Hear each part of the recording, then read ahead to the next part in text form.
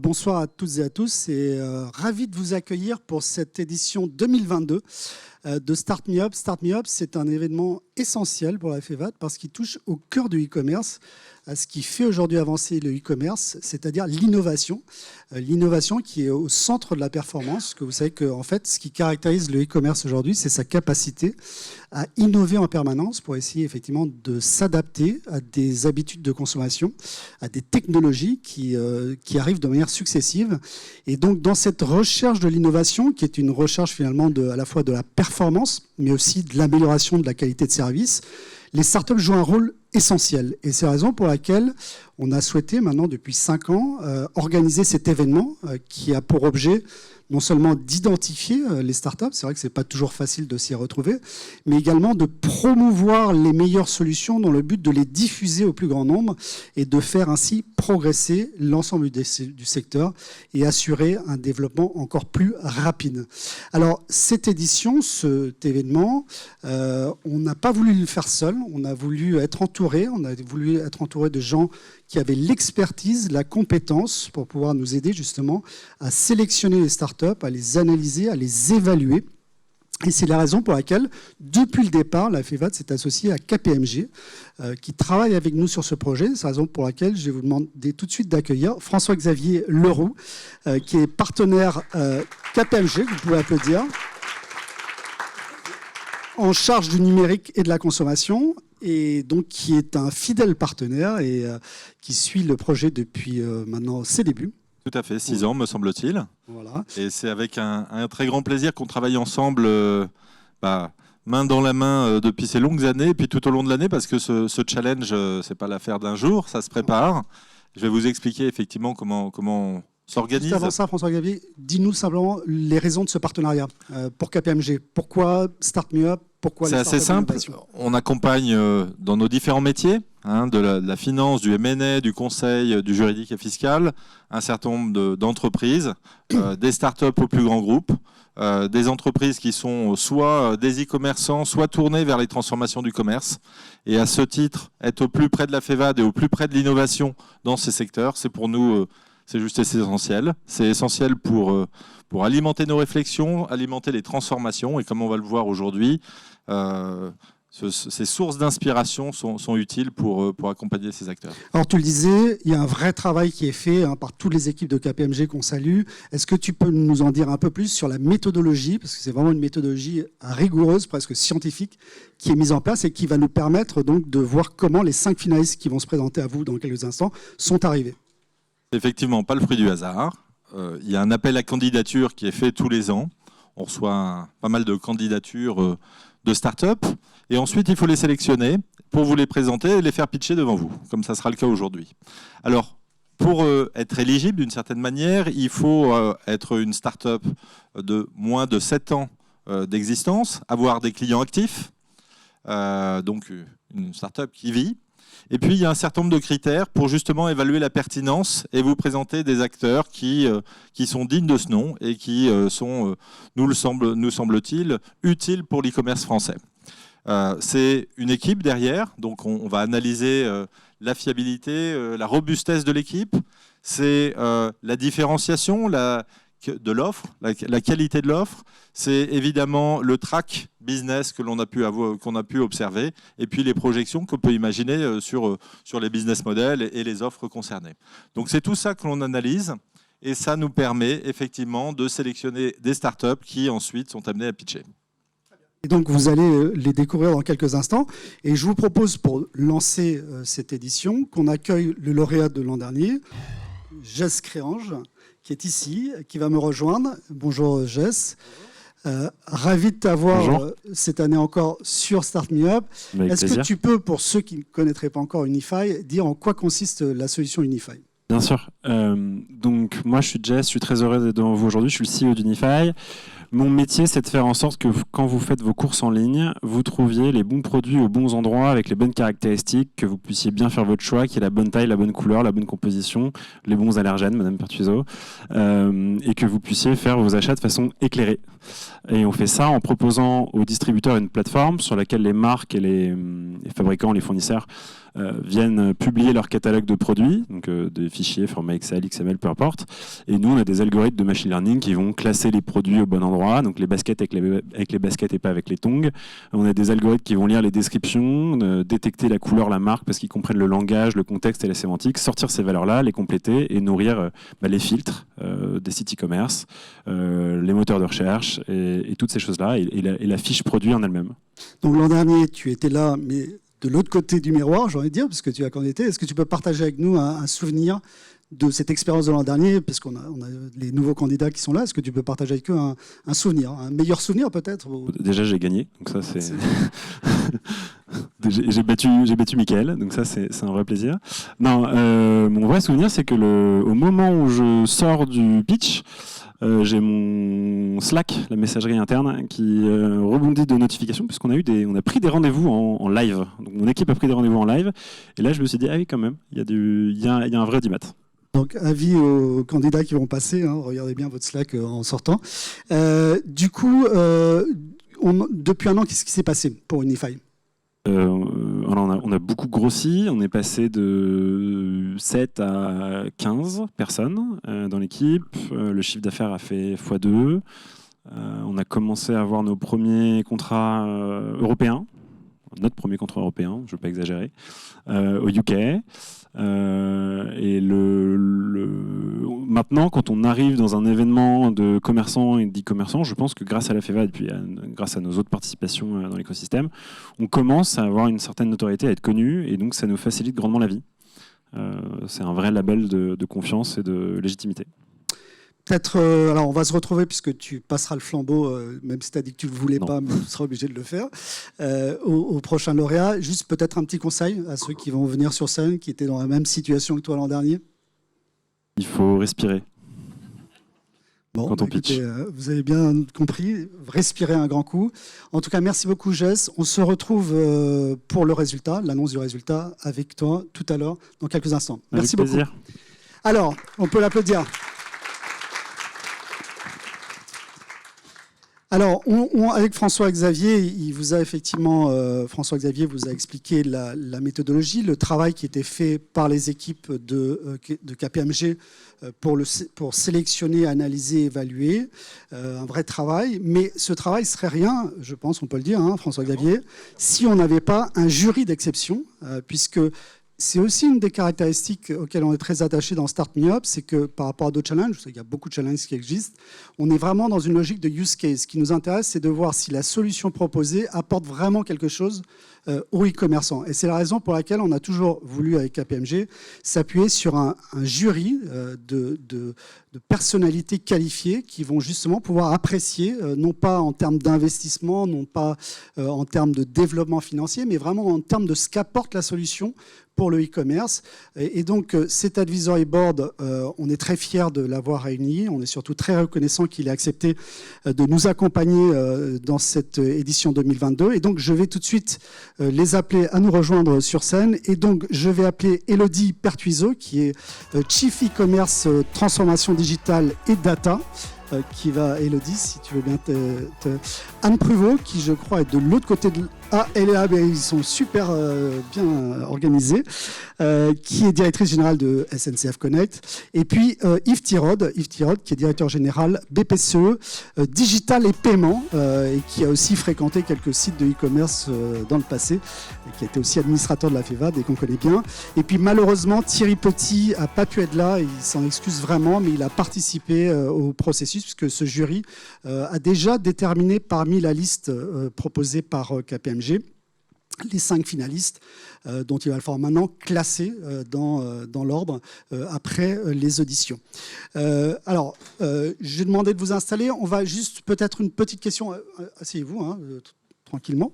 Peut-être juste une petite question pour vous, avant de démarrer un petit peu. Dites-nous un peu, en termes d'innovation aujourd'hui, quels sont peut-être les axes d'innovation les plus déterminants pour votre entreprise. On peut peut-être commencer par Élodie.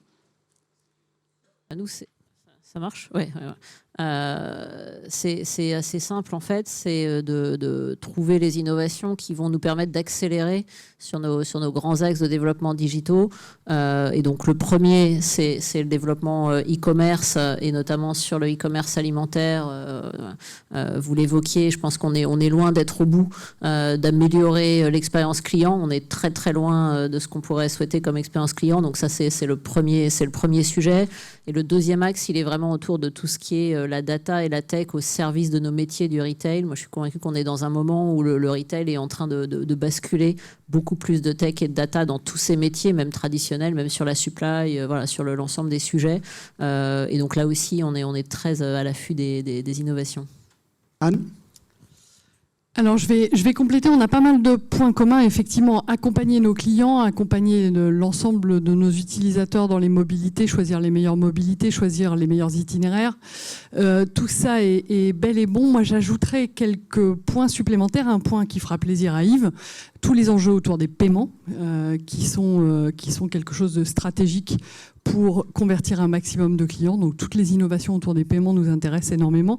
Et dernier point, parce que je suis dans une entreprise et dans un groupe qui a de vrais enjeux autour du développement durable, de permettre une consommation responsable de la mobilité. C'est en tant qu'entreprise digitale toute la responsabilité autour du Green IT qui est une véritable préoccupation pour l'ensemble de mon entreprise, que tu as dit SNCF Connect. Alors SNCF Connect, c'est une partie de moi, et une autre partie de moi, c'est toute la partie tech et l'innovation digitale au service de SNCF Voyageurs en particulier. Merci Anne. Yves ? Beaucoup de choses ont déjà été dites, alors je veux pas répéter, on partage pas mal de visions communes là-dessus. Il se trouve aussi que je suis président, moi, de Honey Bank, qui est à cheval entre la famille Muliez et puis la banque. On fait du paiement fractionné, etc. Et donc, en fait, ce qu'on voit, en fait, aujourd'hui, on est quand même, sans être pessimiste, hein, mais on voit que les choses changent très, très vite et qu'on va devoir s'adapter très, très vite. Donc, moi, je pense que le premier point qui est très important, c'est la capacité d'adaptation. Ça, c'est le premier point. Le deuxième, c'est être capable de surfer sur deux sujets absolument majeurs. Il y a évidemment la data, et puis il y a évidemment tout le développement durable, et en particulier tout ce qui est autour du green, et puis d'une utilisation plus responsable des ressources de la planète. Et puis tout ça, évidemment, au service du business, de l'internationalisation, de la UX. Mais ça, c'est des choses qui sont un peu nos fondamentaux depuis que le e-commerce existe. Ça tombe bien parce que à peu près tous les domaines que tu as cités sont représentés ce soir et on va le voir. En tout cas, merci à nouveau d'avoir accepté ce challenge, d'être membre du jury avec une responsabilité, vous l'avez vu, qui est importante. Jess vous a dit ce que pouvait apporter ce prix.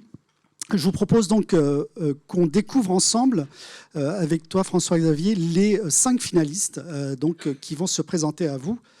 Voilà. Tu veux dire un petit mot, François-Xavier ? Alors, 5 très belles startups qui ont été sorties du lot par nos experts, notre jury, et qu'on va entendre très rapidement. Donc, une première startup, Crypter.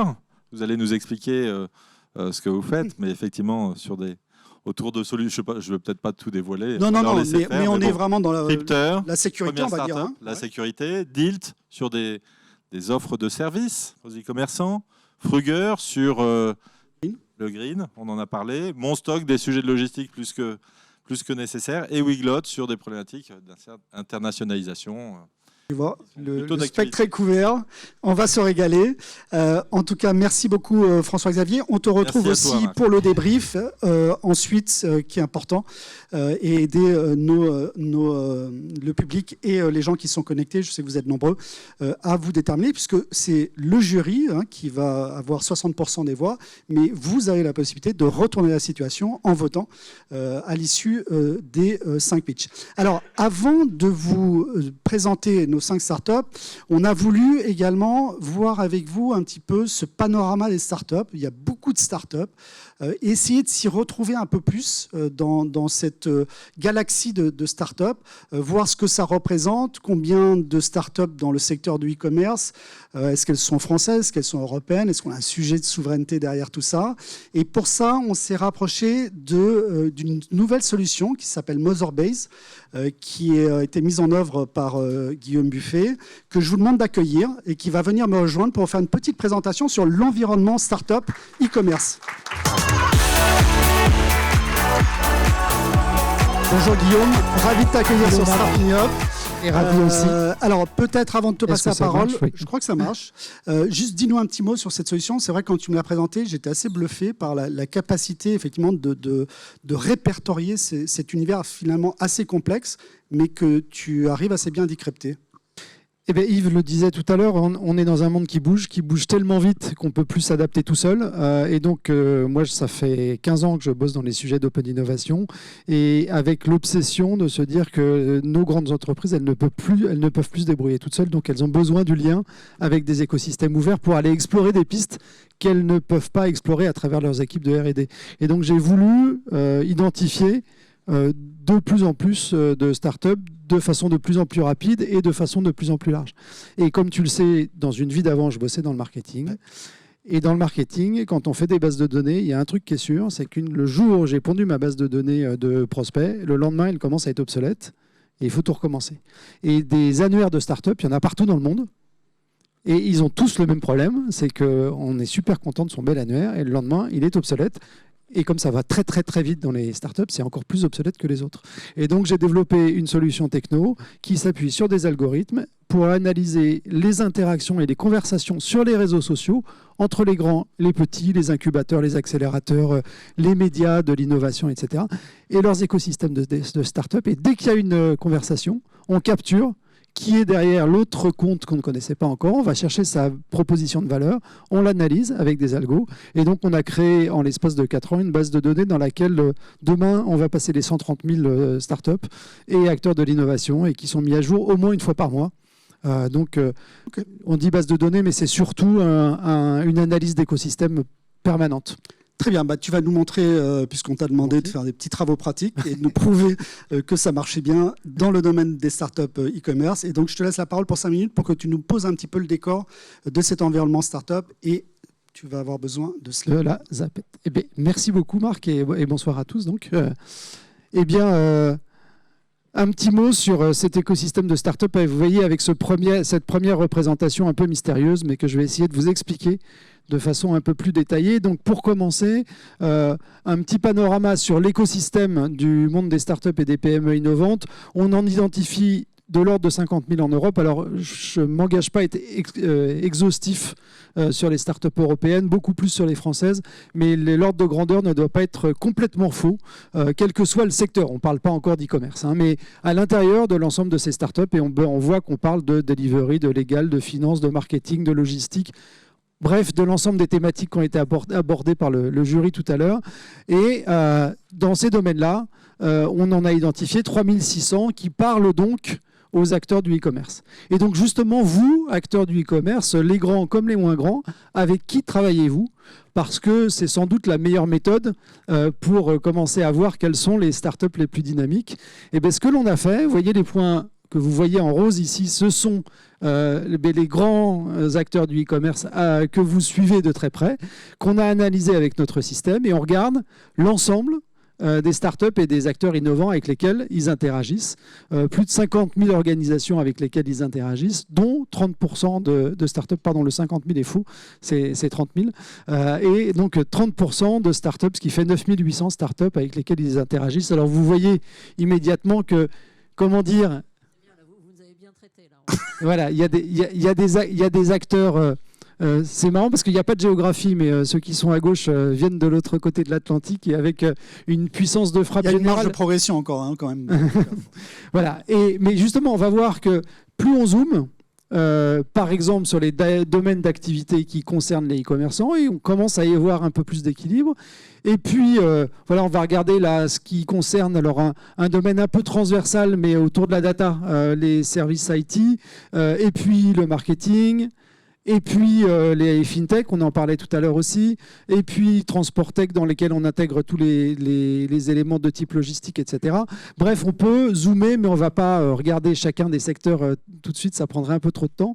Et puis on peut aussi zoomer sur l'origine géographique des startups. Et là, vous voyez, c'est incroyable parce que d'un coup, eh bien, le graphique s'équilibre de façon assez évidente, avec une part des acteurs français et européens, enfin des liens avec les grands acteurs français et européens beaucoup plus importante et encore plus flagrante si on parle des startups françaises. Et donc les 1900 startups françaises qu'on a identifiées dans ces domaines-là, qui représentent d'ailleurs pas loin de 80 000 emplois et 9 milliards d'euros de fonds levés ces dernières années, eh bien, interagissent en fait énormément avec vous tous, grands acteurs du e-commerce. Alors, comme d'habitude, j'allais dire, parce qu'on regarde tous les secteurs, il y a évidemment une répartition géographique assez déséquilibré des startups en France. Il y a un peu plus de 52% des startups françaises qui sont en Île-de-France. J'ai un chiffre, par exemple, assez étonnant. Il y a une grosse centaine de startups dans le domaine de l'agritech en France. Il faut savoir qu'il y en a 35 qui sont dans Paris Intramuros, ce qui est quand même assez surprenant, mais c'est comme ça. Voilà. Et donc, à partir de là, au-delà de ces interactions, on peut surtout analyser les métiers, les savoir-faire, les expertises, en fait, tous les mots-clés que proposent ces startups. Eh bien, ici, vous retrouvez... alors, on a fait évidemment une sélection parce que quand on regarde l'ensemble des 1900 startups, on a une douzaine de milliers de mots-clés qui apparaissent. Et donc, nos systèmes permettent de faire remonter ceux qui apparaissent le plus souvent et réorganisent ces mots-clés par thématique autour des startups qui les partagent. Et on se rend compte que les fameuses thématiques que vous avez commencé à aborder tout à l'heure, on les retrouve ici, autour évidemment de la data, autour de la sécurité, autour des sujets de ressources humaines, de mobilité, etc. etc. Bref, grâce à ces analyses, on va pouvoir non seulement identifier les meilleurs d'aujourd'hui, mais aussi commencer à penser aux technologies de demain, puisque grâce à ça, on va identifier les signaux faibles qui feront les succès de vos thématiques de demain. Voilà pour une présentation extrêmement rapide de ce que fait notre solution. Et juste un tout petit mot, Marc, pour dire que tant qu'à faire, autant que ces technologies vous servent à tous, et donc vous pouvez, à partir de ce soir, retrouver évidemment l'ensemble les 5 d'aujourd'hui, et puis tous ceux qui ont été présélectionnés, comme l'année dernière d'ailleurs, sur un petit annuaire qui est accessible. Soit vous flashez ce QR code, soit vous tapez startupmeup.motherbase.ai et vous avez accès à toutes les fiches, et les fiches qui sont là aussi mises à jour de façon automatique grâce à nos systèmes. Merci beaucoup Guillaume pour cette présentation qui va nourrir d'ailleurs le débat tout à l'heure qu'on aura avec la table ronde. Avec ce point, effectivement, Guillaume, donc Motherbase, est partenaire de Start Me Up sur la création de cet annuaire. Les autres années, c'est vrai qu'on avait un annuaire papier. On évolue avec cet annuaire interactif, ce qui me permet de rappeler que Start Me Up, c'est aussi pour la FEVAD un moyen de démocratiser l'accès aux startups et donc aux technologies et à l'innovation, puisque c'est vrai que les grands groupes aujourd'hui ont compris et identifié ce besoin en créant des structures. On en reviendra aussi pour essayer d'identifier les startups. Ce n'est pas toujours le cas des PME. C'est que la FEVAD, c'est plus de 800 entreprises qui sont membres. Et l'idée de cet annuaire, c'est aussi de permettre donc à des PME, TPE d'identifier donc les meilleures startups revues par KPMG et ses experts, et donc de leur donner un accès à ces dispositions. Et donc on est très fiers de collaborer avec Motherbase sur cet annuaire qui sera effectivement disponible en ligne et qui vous permettra de faire des sélections par critères, par catégorie, de manière tout à fait opérationnelle. Je vous propose donc maintenant, sans plus tarder, qu'on passe à la partie challenge. Donc on va écouter les pitchs des 5 candidats, donc des 5 finalistes. Et donc, mode d'emploi très simple, ils vont avoir 5 minutes pour faire leur présentation et ils ont ensuite 5 minutes d'échange avec le jury. On sera intraitable. Il y a un timer. Alors, on a voulu le mettre sur l'écran, mais il y a eu un petit souci. Mais je suis là. Et il y aura un gong qui signalera. Donc, je ne veux pas mettre trop de pression sur les candidats, mais juste leur dire que, voilà, c'est important. Et donc, on va accueillir tout de suite, d'abord, je leur souhaite bonne chance à tous. Et on va accueillir tout de suite Malo Jamin, qui est business developer de Crypter. Alors, ils sont en ordre alphabétique, hein, et vous pouvez l'encourager.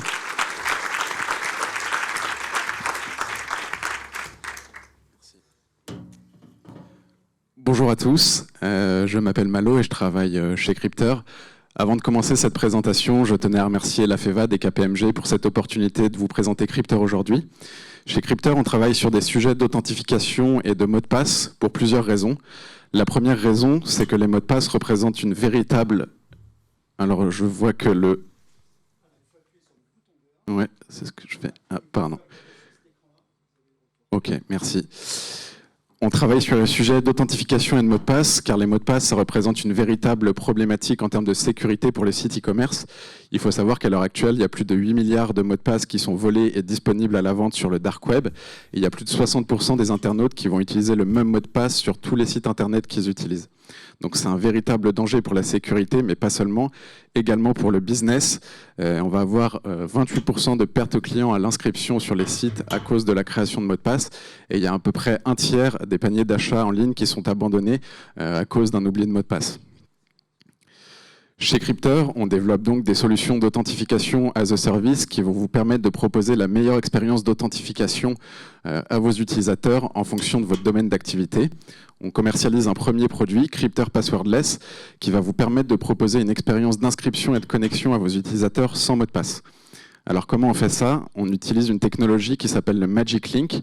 Le Magic Link, c'est un lien d'inscription que vos utilisateurs vont recevoir dans leur boîte email et qui va leur permettre de s'authentifier sans avoir besoin de créer de mot de passe.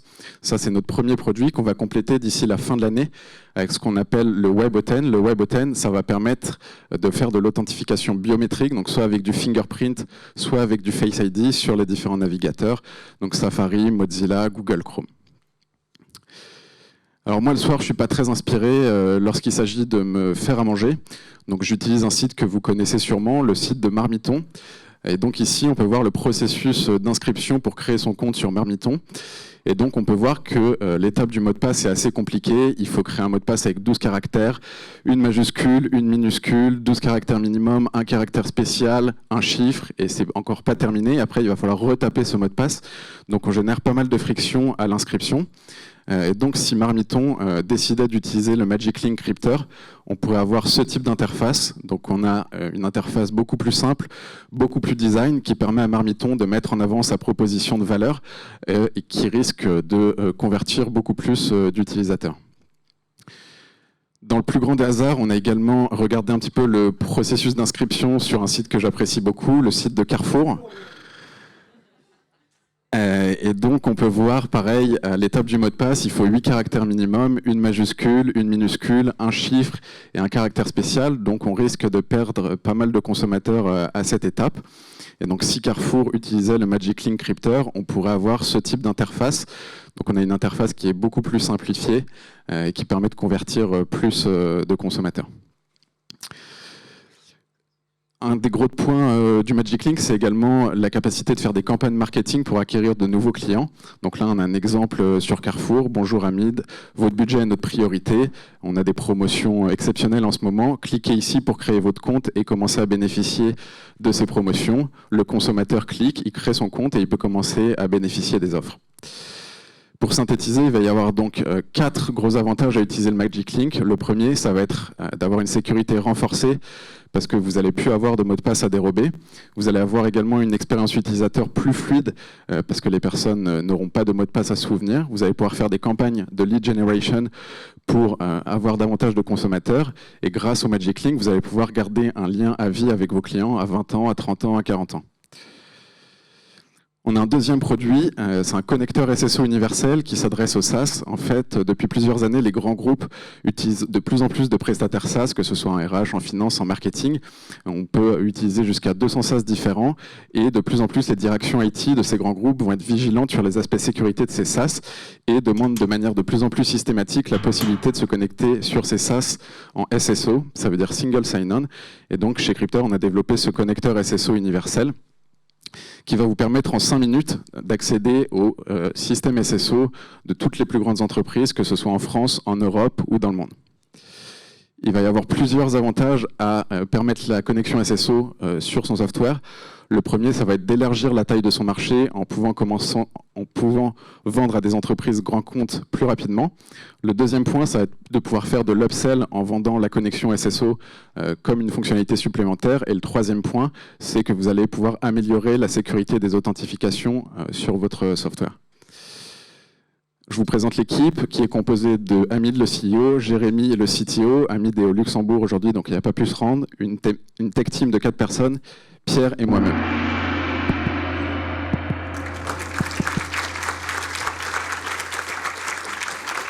Bravo. Bravo Malo, bravo Merci. pour la gestion du temps et pour le reste. Je crois qu'on va passer la parole tout de suite au jury qui va pouvoir vous poser les questions. Et on va quand même commencer avec Elodie, parce que je pense qu'effectivement, il vous a déjà refait la page d'inscription client. Voilà, c'est d'abord bravo, effectivement, d'avoir refait cette page de Carrefour sur laquelle on lutte tous en permanence. Moi, j'ai une question pour vous.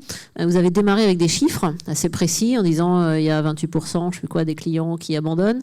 Et vous n'avez pas donné les résultats chiffrés de quand on met votre solution. Et vous savez que c'est un métier où on attend la mesure. Donc, qu'est-ce que ça donne? Quels chiffres vous pouvez partager d'efficacité? Alors sur la solution passwordless, on est en train d'évangéliser le marché. Donc pour l'instant, on a 4 clients qui sont sur cette solution. Donc on n'a pas encore de chiffres empiriques à vous communiquer sur le taux d'amélioration du taux de conversion. En revanche, on a plusieurs compétiteurs, notamment aux États-Unis, qui ont des ressources sur leur site web et qui mettent en avant des cas clients où le Magic Link a permis d'augmenter le taux de conversion et le taux de rétention de leurs clients. Mais nous, on est encore un peu jeune. Aux États-Unis, ça donne quoi justement sur le taux de conversion? On a une idée? On parle de 30 à 40% de taux de conversion supplémentaire. Si ça s'avère vrai, je pense qu'effectivement, il y a un truc à regarder, quoi. Mesurez vite. Hein, ouais. Je pourrais vous faire parvenir les différents. Ça a l'air magique, en tout ressources. cas. Ouais. Anne, allez. Non, j'avais 2 questions, donc bravo. D'abord, combien de clients avez-vous et combien de clients avez-vous prévu d'avoir? Et puis j'ai une petite question quand même sur la sécurité, la cybersécurité. Okay. Ça ne m'étonne pas. On va commencer avec la première déjà. Alors en termes de clients, sur la solution passwordless, on a 4 clients. Après, la solution sur laquelle on est vraiment en train d'accélérer, c'est la solution SSO, parce que depuis le Covid, il y a de plus en plus de SaaS qui sont utilisés au sein des grands groupes. Sur la solution SSO, c'est une solution qu'on commercialise depuis le mois de novembre dernier, et là on a 10 clients.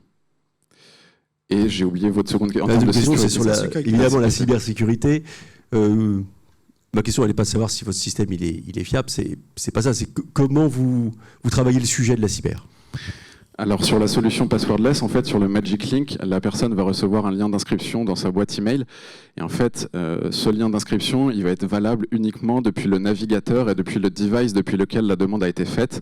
Donc si vous forwardez par exemple ce lien d'inscription Magic Link à un autre usager, il pourra cliquer dessus, mais il ne pourra pas accéder à la plateforme depuis laquelle vous avez fait la demande de ce Magic Link.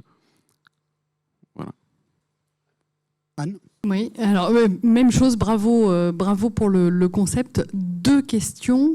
1, vous vous appuyez aujourd'hui sur l'email, vous avez prévu la biométrie. Pourquoi pas le SMS ? Ça, c'est la première question. Et la deuxième question, c'est en fait, ça se rapproche des fédérations d'identité que peuvent proposer des Google, des Facebook, des LinkedIn, qui vous proposent de vous identifier, ou même Apple, en fait, qui vous propose de vous identifier avec votre ID de peu importe la plateforme que je viens de citer. C'est quoi votre avantage compétitif face à ces fédérations d'identité ? Alors sur le premier point, le SMS, effectivement, c'est quelque chose qu'on a en tête dans la roadmap. Après, il faut savoir prioriser nos combats. Mais effectivement, c'est le tout-FA et le MFA. Donc ça peut être un code qu'on reçoit par SMS, ça peut être aussi un QR code qu'on peut scanner. Donc ça, c'est effectivement quelque chose qu'on va implémenter à l'avenir sur Crypter. Et après, le deuxième point, vous parliez des connexions via Facebook ou via Google. Ça, effectivement, c'est très pratique. Après, c'est plus répandu en B2C, mais c'est le même principe, le même fonctionnement en B2B, sauf que ça répète des solutions comme Facebook que vont utiliser les grands groupes. Ça va être des solutions comme Microsoft Azure AD, Google Workspace, Okta, Ping Identity. Il y a plein de fournisseurs de SSO, et donc c'est le même principe, mais en B2B. Question. J'ai une dernière question, c'est il y a des sujets d'identité numérique souveraine qui sont en train d'apparaître, hein, des wallets qui s'appellent les DIW. Hein. Ça vous dit quoi pour vous, quoi? Est-ce que vous pensez vous connecter à ça un jour ou pas? Alors, en termes de... aussi, je crois. Hein, Pardon ? Tu parlais de Face ID aussi, d'une évolution dans ce sens-là. Exactement, on va pouvoir proposer la biométrie sur les navigateurs, effectivement. Après, vous faites référence au Web3, j'imagine, et tout ce qui est possibilité de s'authentifier avec des tokens. Alors ça, faudrait plutôt discuter de la vision stratégique long terme de l'entreprise avec Hamid, notre CEO. Après, on a eu des conversations intéressantes avec différentes sociétés lilloises qui travaillent dans le métaverse et dans le Web3. Et donc, on pense qu'il y a un sujet à creuser qui peut être très intéressant. Mais pour l'instant, ce n'est pas encore notre focus aujourd'hui. Très bien. Petite dernière question. Sur la biométrie, juste, ça serait quoi l'implémentation que vous avez prévu de faire? C'est de la possibilité d'utiliser ça, y compris sur l'ordinateur, c'est ça, pas que sur le smartphone? Exactement, ça va être sur les navigateurs, donc sur Chrome, Safari, Mozilla. Il y a déjà différents sites qui le proposent. C'est principalement des sites où l'information est sensible, avec financier par exemple. Et ils peuvent vous permettre d'ores et déjà de vous connecter avec du fingerprint ou du Face ID. C'est ça qu'on va permettre, mais uniquement sur les navigateurs dans un premier temps. Ok, merci beaucoup Malo, on peut l'applaudir. Et donc, on va passer maintenant à la deuxième start-up, alors qui s'appelle, alors il nous dira si c'est Deal to Delt. On a eu des discussions au sein du comité. Et donc, c'est Michael Braconnier, qui est le CEO et cofondateur, qui va venir me rejoindre sur scène pour présenter sa solution. Vous allez voir, une solution dans le domaine du service.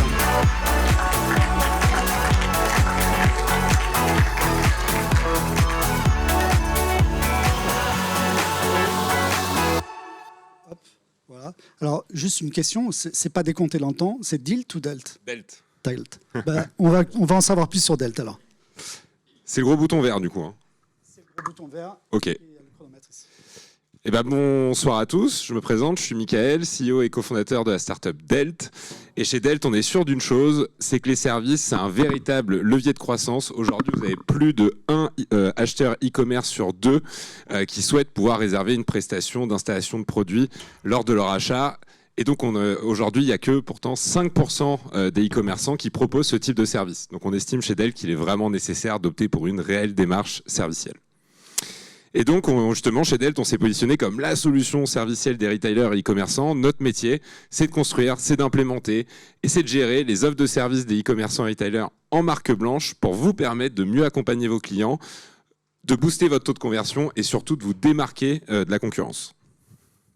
Et donc pour ça, on a développé une offre complète qui se compose en 4 briques. La première de ces briques, c'est les services, évidemment. On a développé un catalogue de plus de 350 services qui répondent vraiment à tous les besoins des clients, comme vous pouvez le voir.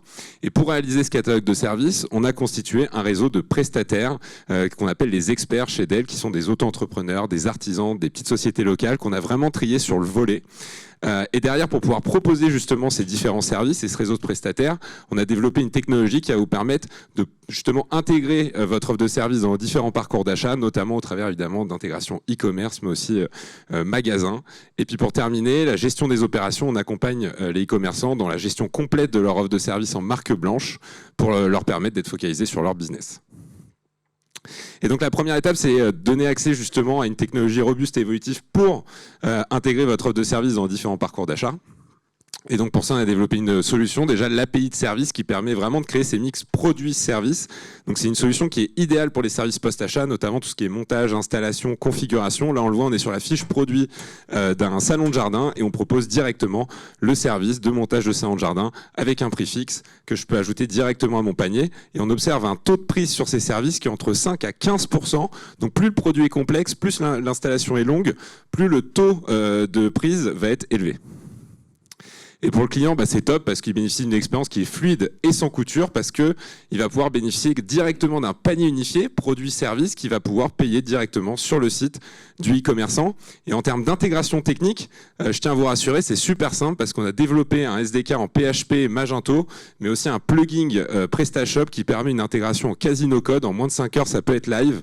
Et il y aura bientôt Shopify qui va arriver, évidemment. La deuxième solution qu'on propose, c'est la plateforme de service. Donc cette plateforme, elle permet vraiment d'avoir une vitrine pour son offre de service. Et donc pour ça, on vous met à disposition une plateforme qui est totalement personnalisée et clé en main aux couleurs du e-commerçant, sur lequel vous pouvez intégrer l'ensemble de nos services proposés. Et vous avez derrière un back-office pour piloter l'activité, gérer la data client et les services disponibles. Et là encore, c'est hyper simple à intégrer. On le voit avec l'exemple de notre partenaire Botanique. Vous avez un onglet service et quand le client clique dessus, il arrive directement sur la plateforme de service de Botanique, qui est d'ailleurs sur un URL dédié service.botanique.com. Je vous invite à aller la découvrir. Alors comment fonctionne rapidement notre système de matching et suite de prestations?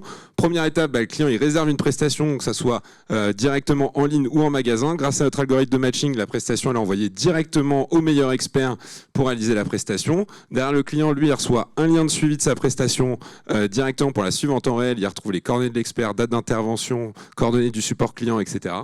Et la troisième étape, c'est que derrière, le client peut noter la prestation une fois celle-ci réalisée. Et vous, en tant que e-commerçant, vous avez derrière accès à ces notations et vous pouvez monitorer la qualité de service en temps réel. Dernière étape, c'est de pouvoir capitaliser sur notre expertise opérationnelle justement pour lancer votre offre de service et accélérer votre business. Et donc, grâce à Dell, vous pouvez marger sur la vente justement des services que vous avez proposés à vos clients. Donc, bien souvent, elle est de 15%, cette marge, et donc vraiment générer une nouvelle ligne de revenus au travers de la vente de services. Augmenter vos taux de conversion entre 3 à 6%, donc vraiment optimiser votre CAC, lever les barrières à l'achat grâce justement à la vente de solutions complètes vs la vente de produits seuls. D'augmenter aussi votre panier moyen produit de près de 20% parce que les clients à qui vous proposez du service, derrière, ils sont en confiance, donc ils ont tendance à consommer plus. Et puis pour terminer, la finalité, c'est que vous allez pouvoir augmenter votre chiffre d'affaires de 5 à 15% sur les produits éligibles aux services de montage, de pose, d'installation, et donc faire de ces services des véritables leviers de croissance. Aujourd'hui, on travaille avec pas mal de grandes enseignes, Decathlon sur tout ce qui est montage d'équipements sportifs, Monsieur Bricolage, Brico Leclerc sur tout ce qui est pose d'équipements de la maison, Ma Garantie 5 ans devenu Bilong sur tout ce qui est installation d'électroménager, Conforama sur le montage de meubles, Botanique Jardiland sur tout ce qui est aménagement, entretien du jardin, et SOS Accessoires sur la réparation d'électroménager qu'on vient de sortir il n'y a pas longtemps, on en est hyper fiers. Et voilà, je vous invite à tous transformer votre expérience client avec Delt et de passer d'un modèle de vendeur de produits à vendeur de solutions complètes aux clients. Bravo. Merci beaucoup, Michael, pour cette présentation tout à fait éclairante. On va peut-être passer la parole au jury pour la première question. Qui veut démarrer ? Moi, je veux bien démarrer. J'ai deux questions. Qui sont les prestataires de services qui sont derrière la plateforme?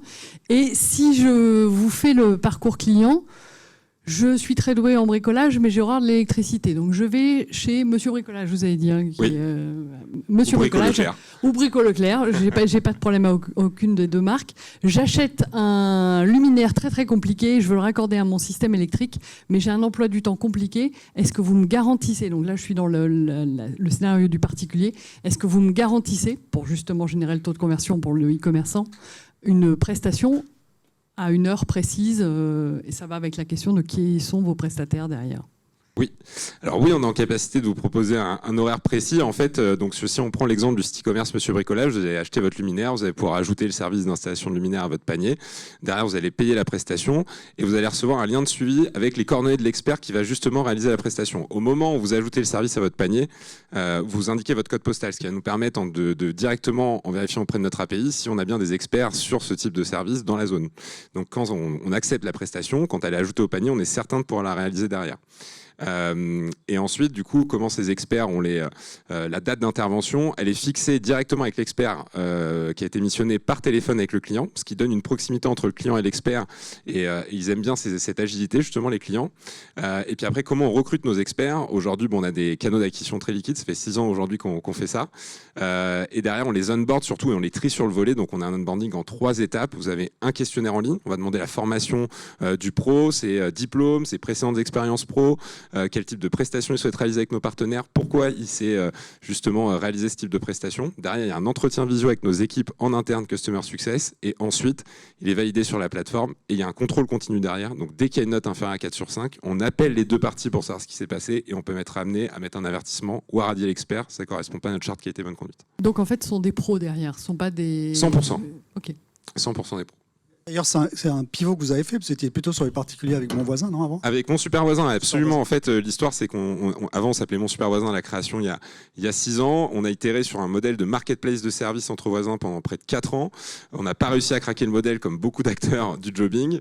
Et on a pivoté parce qu'on s'est aperçu qu'il y avait plus de 2 tiers des demandes de nos utilisateurs à l'époque qui étaient des clients de grandes enseignes et qui avaient besoin de se faire accompagner sur le post-achat et que c'était un sujet trop peu exploré par les retailers et e-commerçants. Et nous, on s'est dit qu'au travers de l'expertise qu'on a développée justement les 4 dernières années à l'époque, on était en capacité d'accompagner retailers et e-commerçants dans la création et le développement de leur offre de services à domicile. Moi, j'ai 2 questions. La première, c'est que vous avez, encore une fois, vous offrez quelque chose de complémentaire qui manque, c'est évident. Après, la question, parfois, ça me semble un peu magique, votre offre. C'est-à-dire que... Elle l'est. Oui, je vois. Non, mais derrière la magie, parfois, il faut vérifier la réalité. Mais vous avez... faut des expertises particulières. Vous avez une roadmap, j'imagine, avec des types de catégories de services. Alors oui, en fait, on apprend au quotidien avec nos partenaires. Je vous donne un exemple. Je ne sais pas si Virginie est dans la salle de SOS Accessoires, mais par exemple, on vient de découvrir la réparation d'électroménagers. Donc, on a développé justement tout un réseau de techniciens électroménagers partout en France. D'abord là dans 6 grandes villes, et puis on est en train de développer justement quoi. Exactement. Et puis en fait, derrière, on teste l'appétence business aussi pour nos partenaires. Est-ce que ça génère du volume de prestations? Et si c'est le cas, derrière, on scale et donc on déploie sur d'autres villes.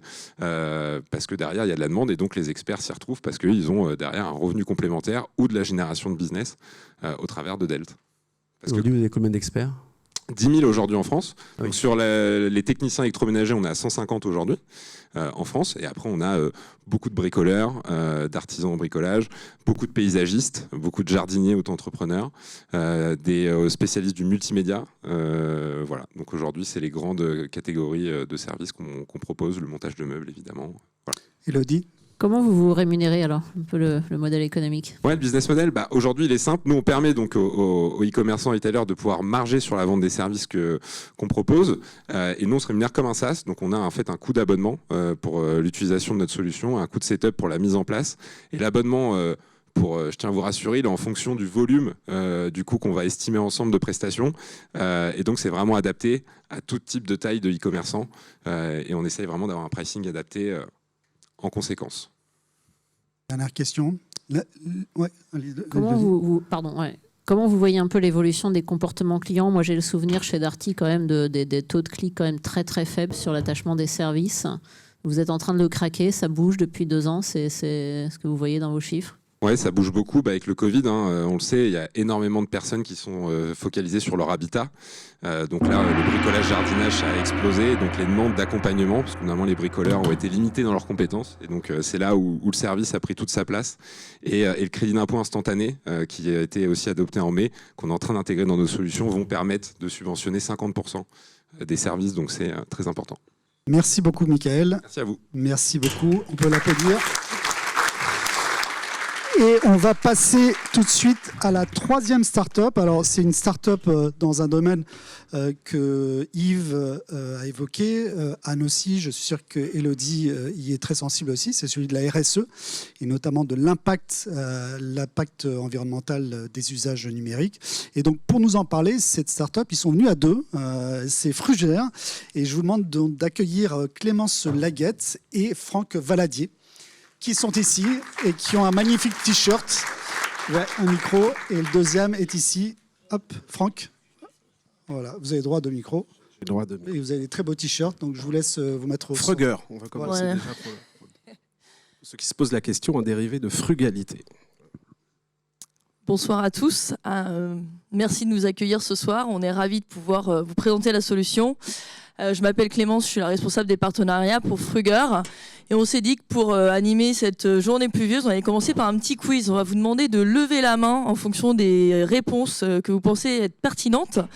La première question, c'est de combien le poids des pages web augmente-t-il chaque année? Qui pense que c'est la réponse A? Il faut dynamiser tout ça, ok. Réponse B, un peu à gauche. Réponse C, on connaît ces sujets. Réponse D, 32%. Il s'avère qu'effectivement, chaque année, c'est de 16% que le poids des pages augmente. Et vous allez dire, mais pourquoi c'est un sujet? Puisqu'on sait que une page qui met 1 seconde à se charger, c'est 7% d'abandon sur l'achat. Et à partir de 3 secondes, c'est 50% d'abandon de panier. Donc c'est l'écosystème et l'éco-design d'une page web est crucial en fait dans la transformation et dans la performance de vos services. Deuxième question, on n'en a que 3, après vous pouvez vous reposer. À quelle réglementation seront soumises les grandes entreprises au 1er janvier 2023? A. Ok. Réponse B, le RG2A. Non, on vous a dit qu'on ne les expliquait pas parce qu'on allait voir si vous connaissiez le sujet. RGPD. Ouais, un peu. Le bilan des gaz à effet de serre.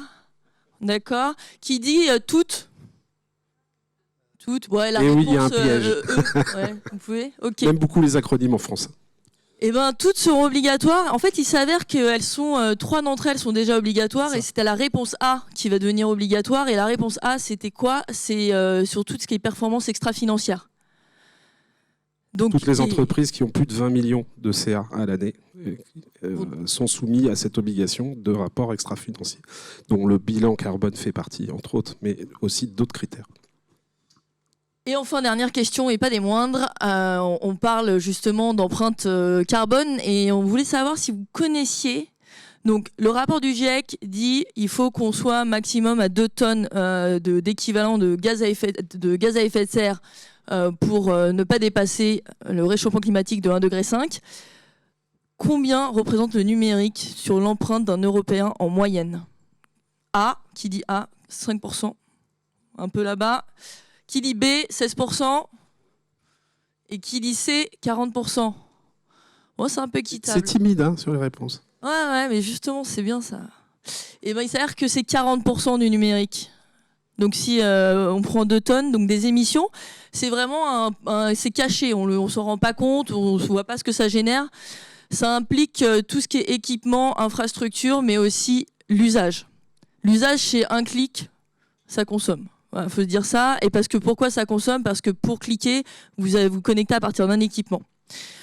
Bon, tout ça, c'est pas forcément réjouissant, mais en fait, il s'avère que c'est des opportunités pour vous.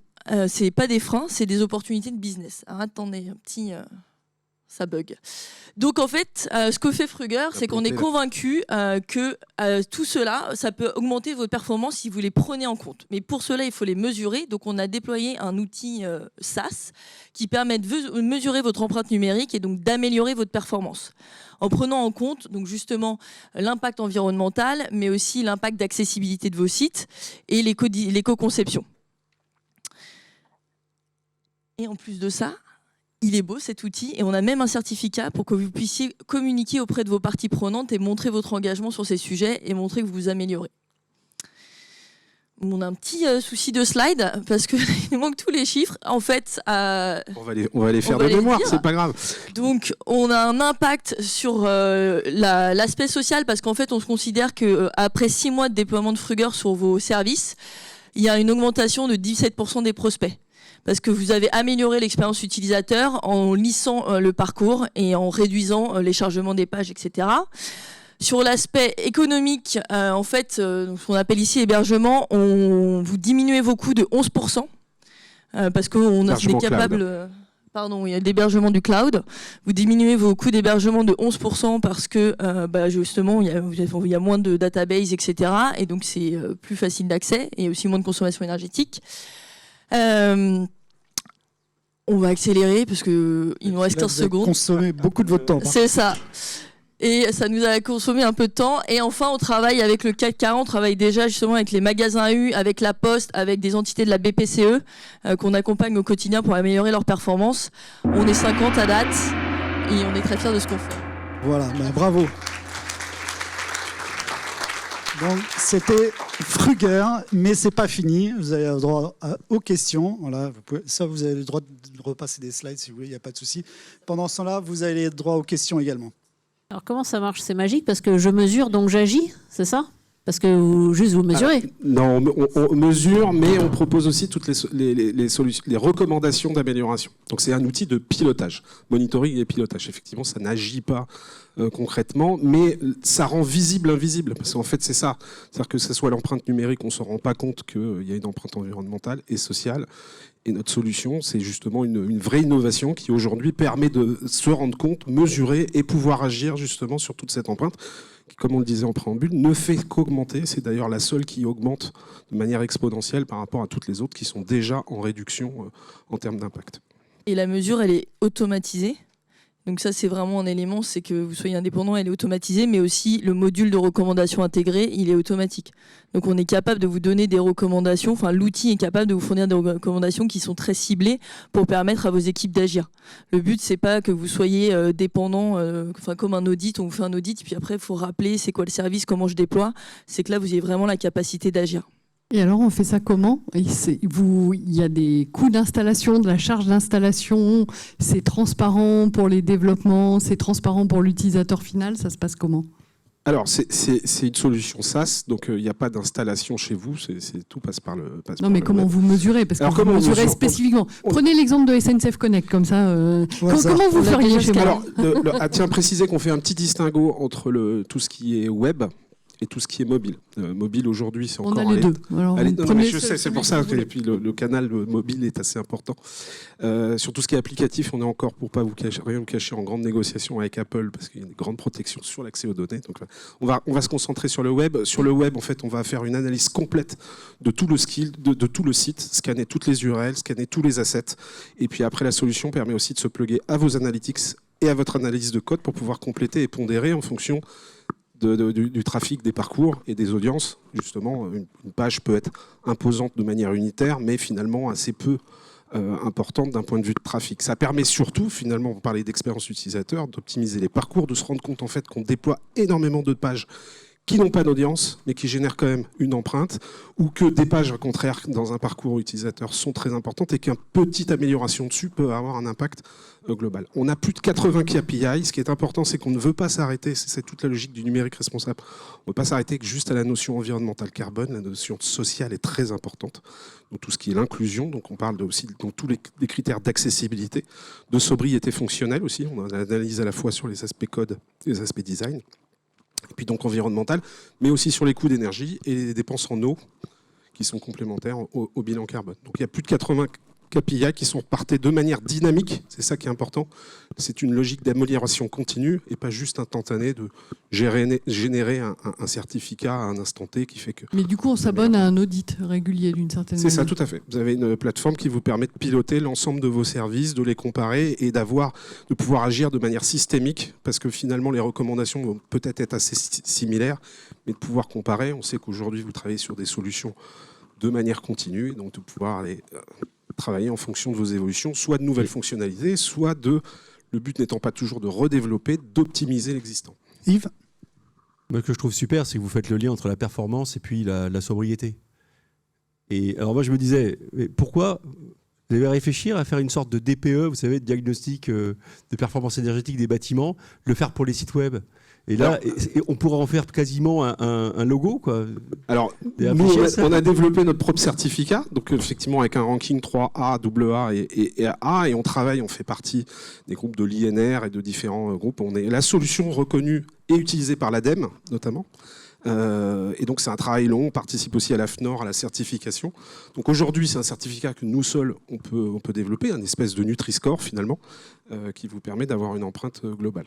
Sur la partie environnementale, c'est... Et si on met en place Fruger, imaginez qu'on généralise à tous les sites de e-commerce, on fait quoi comme économie? Les chiffres qu'on vient de vous citer, après 6 mois de déploiement. Mais sur les 40%, là, on baisserait de combien? Ah, sur les 40%. Vous avez fait le calcul? Ça, on l'a pas. Moi, je l'ai pas en tête. En tout. Que fait le marketing alors? Il est à plein de niveaux, non, mais il est très important si vous, par exemple, si vous maintenez une année de plus de durée de vie votre site, parce que justement il est optimisé, l'impact est phénoménal par rapport à devoir le refaire, parce que finalement les coûts de refaire sont systématiquement plus élevés que sur le reste, donc la maintenabilité est importante. Et après, on mesure, enfin, il y a des économies financières aussi, on mesure autour de 15%. Voilà. Ok, juste il faut une seconde. Vous n'avez pas parlé du modèle économique, si? Combien ça coûte? Il y a une licence. Pardon? On fonctionne de licence et on a une offre pour nos partenaires et pour nos clients directs. D'accord, c'est une licence mensuelle, annuelle?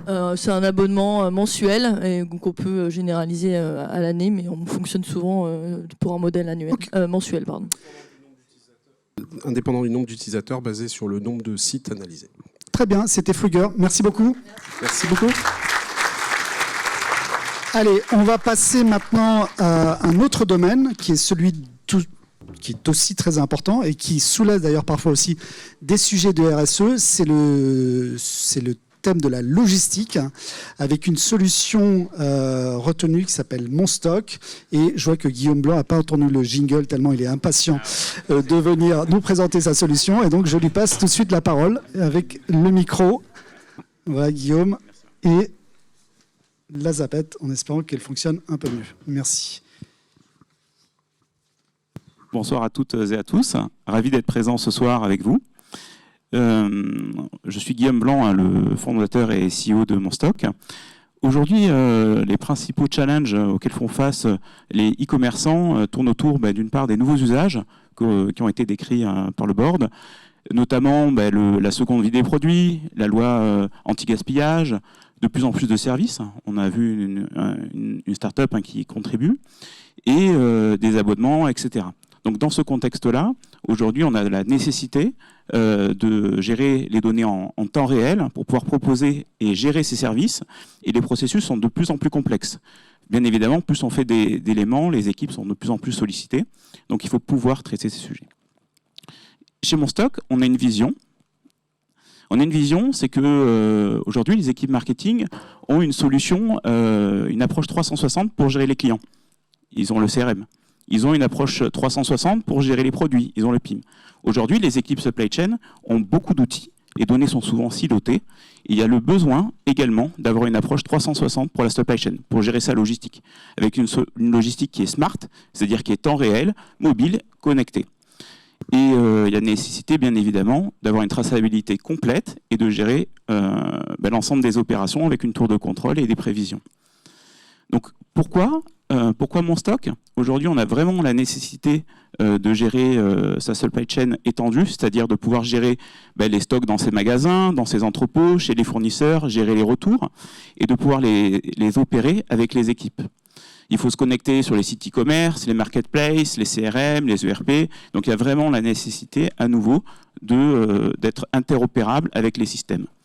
Et pour aller plus loin, il faut pouvoir être très agile, c'est-à-dire pouvoir proposer uniquement les briques qui sont nécessaires pour compléter le système d'information des grands groupes, ou, il ne faut pas l'oublier aussi, chez l'e-commerçant, il y a beaucoup d'e-commerçants qui ont des petits sites et qui progressent, et donc eux aussi ont une logistique aussi à construire. Ils ont besoin d'une solution moderne, rapide, efficace pour démarrer rapidement.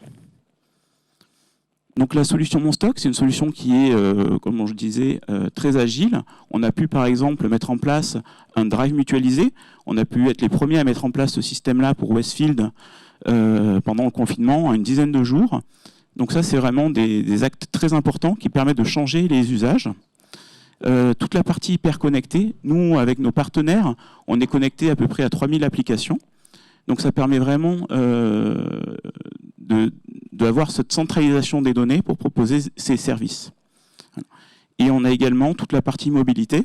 On a eu, par exemple, le prix l'année dernière de la meilleure application mobile retail et logistique lors du salon Mobility for Business, parce qu'aujourd'hui, les équipes terrain doivent pouvoir travailler de façon très, très opérationnelle avec une appli mobile qui est complètement paramétrée et customisée pour leurs besoins. Aujourd'hui, il est nécessaire de disposer d'un socle, d'une fondation supply chain pour vraiment gérer de façon très efficace l'ensemble des opérations logistiques. Et pour ce faire, il faut être en capacité d'aligner à la fois les besoins des métiers, avec ces nouveaux cas d'usage qui ont été énoncés, et également avec le système d'information. Les équipes DSI ont parfois certains services qui ne sont pas disponibles dans leur système d'information, et on permet justement de prendre le ou les modules qui seront nécessaires pour compléter et répondre à ces cas d'usage. Aujourd'hui, on a pu apporter des résultats probants en équipant par exemple H&M pour augmenter leur productivité de plusieurs points. Ça représente des heures sur le mois, même sur des environnements qui étaient déjà très productifs. On a pu amener également de la logistique urbaine avec du transfert entre des magasins, des hubs urbains, livraison des clients et la gestion des retours avec les palettes, etc., les consignes qui sont devenues aujourd'hui un sujet très important, mais qui il y a déjà quelques années était un élément qui était moins important, mais qui aujourd'hui prend vraiment toute sa nécessité. Avec notre technologie multi-SKU, on a pu aussi réduire le stockage en mettant plusieurs produits au même emplacement pour des e-commerçants. Donc ce qui est important, c'est qu'aujourd'hui on est en capacité d'accompagner des e-commerçants pour leur apporter de la logistique, mais inversement, on apporte aussi à des équipes qui ne sont pas du métier du e-commerce ce service e-logistique pour leur permettre de proposer, de se connecter sur des sites web, etc. Aujourd'hui, le vrai challenge, c'est de pouvoir proposer de la logistique justement pour gagner en compétitivité, et c'est ce qu'on fait avec Monstock. Merci à tous. Merci Guillaume. Très intéressant. Ouais, ça, je reprends et je passe la parole aux membres du jury. Peut-être première question pour Élodie. Ouais, première question. Si je suis H&M, là, vous avez donné finalement comment je fais pour gagner la productivité. C'est quoi qu'est-ce qui s'est passé concrètement, le levier, comment ça a fonctionné et comment vous avez généré le gain de productivité? Le gain de productivité, il intervient essentiellement par un usage mobile extrêmement productif et très centré sur vraiment le paramétrage et d'être dans le cas d'usage, c'est-à-dire de configurer les écrans exactement au processus opérationnel. Voilà. Et le fait d'être temps réel, éviter d'aller chercher des informations. Aujourd'hui, le fait d'avoir vraiment sur son mobile l'ensemble des opérations en temps réel, ça change complètement la donne. Voilà. Anne ? Alors, je sais qu'on va sortir un peu du périmètre, mais est-ce que vous voyez des applications autres que dans le e-commerce? C'est-à-dire, est-ce que ce n'est pas un modèle que vous pouvez déployer dans un monde industriel également, avec tous les enjeux de supply chain que vous pouvez voir? Est-ce que c'est un potentiel pour vous? Et je sais qu'on sort un tout petit peu du périmètre de la FEVAD, mais dans une perspective de consolider l'entreprise elle-même, est-ce que ce n'est pas une perspective pour vous? Mais justement, tout à fait. Ça, c'est vraiment une clé aujourd'hui. Tout le monde veut faire du e-commerce. Donc, une industrie, aujourd'hui, il a envie aussi de pouvoir proposer ses services aussi aux consommateurs. Donc, il a besoin de mettre en place un site e-commerce. Souvent, ils sont pas en digital native. Ils ont vraiment besoin d'accompagnement. Et donc là, aujourd'hui, ils peuvent choisir un site e-commerce et on va pouvoir se connecter rapidement leur système de stockage, système de production qui est parfois obsolète, ou ils peuvent se transformer en prenant notre plateforme complète et ils peuvent rapidement proposer leurs services en ligne. Et ça change complètement la donne pour des entreprises qui étaient parfois limitées sur ces sujets. C'est quoi votre go-to-market? Comment vous vendez? Parce que c'est quand même plein de solutions sur mesure, les intégrateurs. Alors aujourd'hui, principalement, c'est des clients qui viennent nous voir.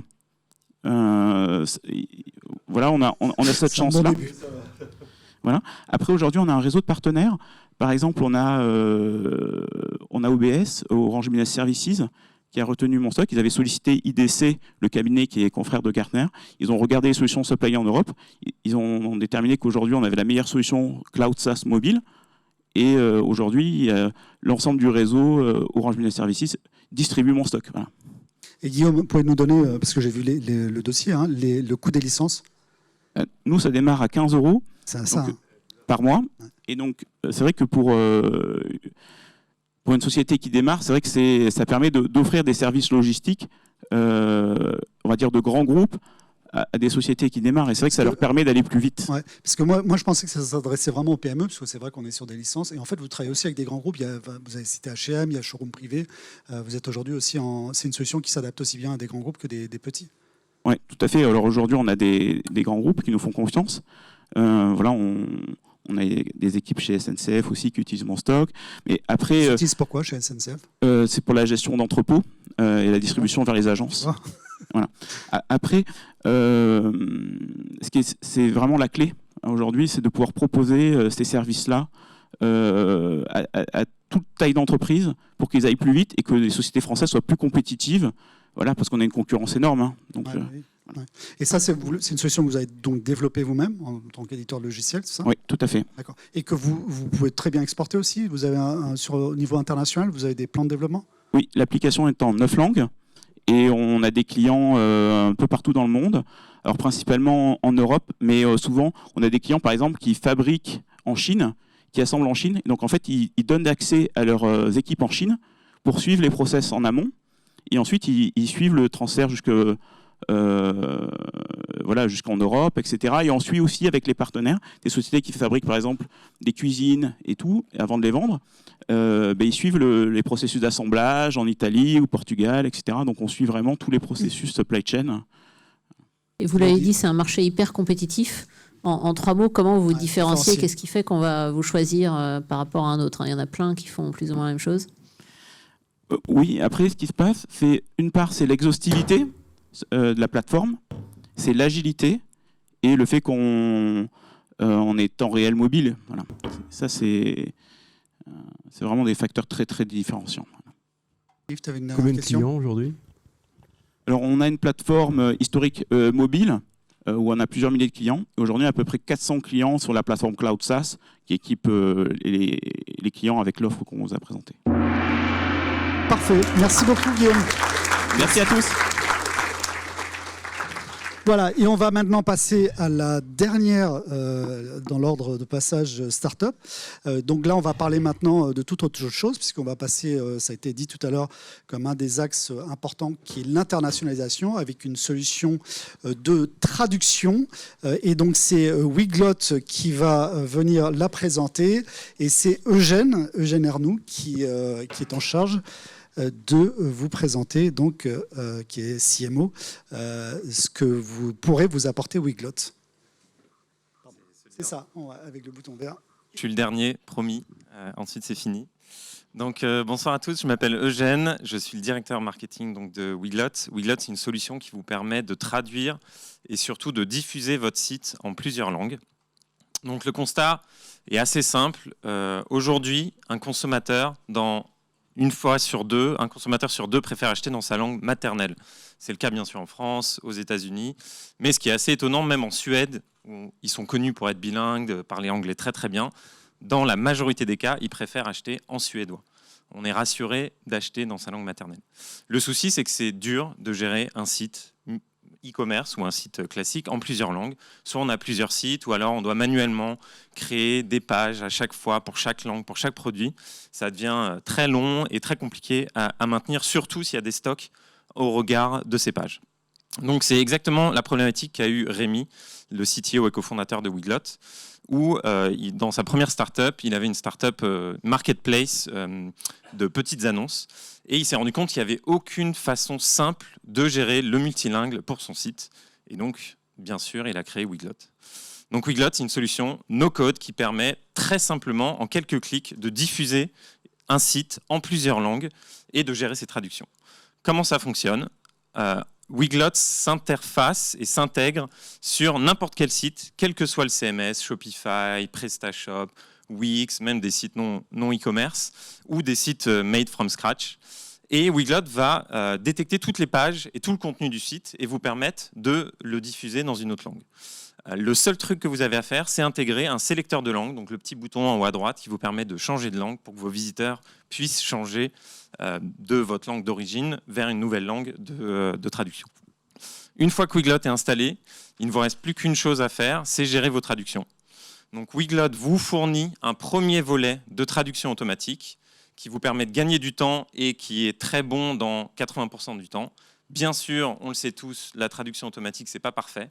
Et Weglot vous laisse la main sur 100% de votre contenu. Donc, vous pouvez vous-même éditer ces trades auto, inviter votre équipe contenu, votre équipe marketing à éditer ces traductions, ou même faire appel à des professionnels, donc des traducteurs professionnels, directement depuis Weglot, pour vérifier ces traductions automatiques.